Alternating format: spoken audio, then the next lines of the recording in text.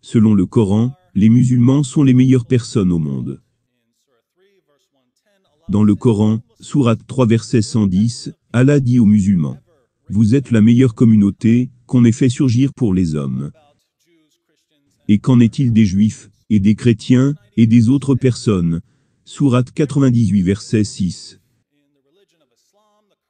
Les infidèles parmi les gens du livre, ainsi que les associateurs, iront au feu de l'enfer, pour y demeurer éternellement. De toute la création, ce sont eux les pires. Les non-musulmans sont les pires des créatures. Mais les musulmans sont les meilleures personnes. Par conséquent, cela devient difficile de concilier les valeurs occidentales de tolérance et d'égalité, avec l'affirmation du Coran, que quiconque rejette Mohammed est inférieur à un chien. C'est donc sans surprise, étant donné la totale infériorité des juifs et des chrétiens, que le Coran condamne toute amitié avec eux, comme on peut le lire dans la sourate 5 verset 51. Ô les croyants, ne prenez pas pour alliés les juifs et les chrétiens. Ils sont alliés les uns des autres. Cela ne signifie pas simplement que les musulmans doivent les éviter. Les musulmans ont l'ordre de persécuter activement ceux qui ne croient pas. La sourate 48 verset 29 déclare: Mohammed est le messager d'Allah. Et ceux qui sont avec lui sont durs envers les mécréants, miséricordieux entre eux. Ceux qui sont avec Mohammed, c'est-à-dire les musulmans, sont durs, envers qui? Envers les mécréants. Et ils sont miséricordieux envers qui? Envers leurs confrères musulmans.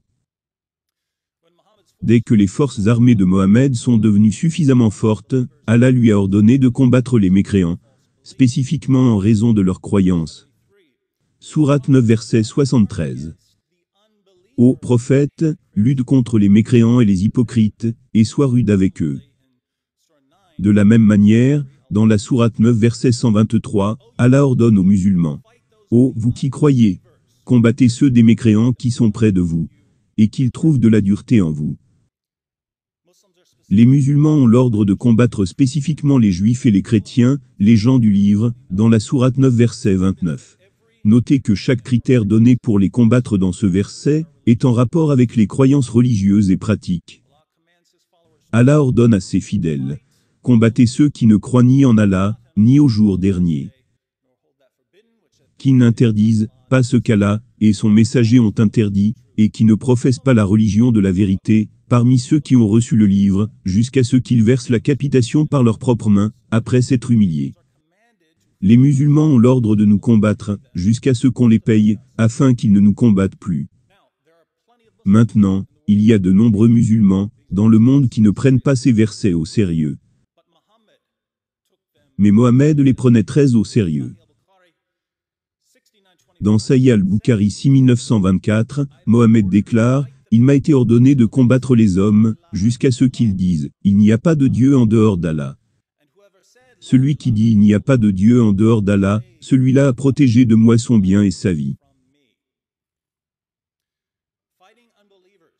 Combattre les non-musulmans est tellement essentiel pour l'islam, que selon Mohammed, tu ne peux pas être un véritable musulman, tant que tu n'as pas des cicatrices de combat visibles sur ton corps. Dans Sunan Ibn Majah 2763. Le messager d'Allah a dit: quiconque rencontre Allah, sans aucune marque sur lui, résultant du combat, dans sa cause, il le rencontrera avec une déficience. Mohammed ne voulait pas être un musulman déficient.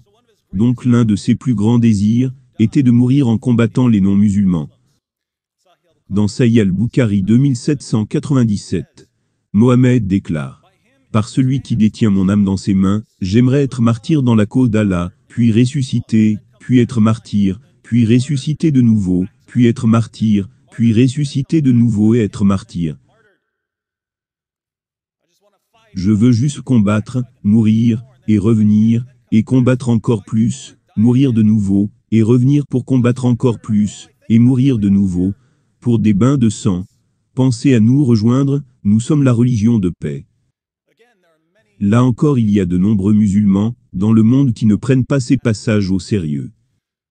Mais tant qu'il y aura des musulmans convaincus que la parfaite soumission à Allah nécessite qu'ils obéissent aveuglément aux ordres d'Allah, dans le Coran et aux préceptes de Mohammed dans les hadiths, alors l'islam continuera à être une menace pour les non-musulmans.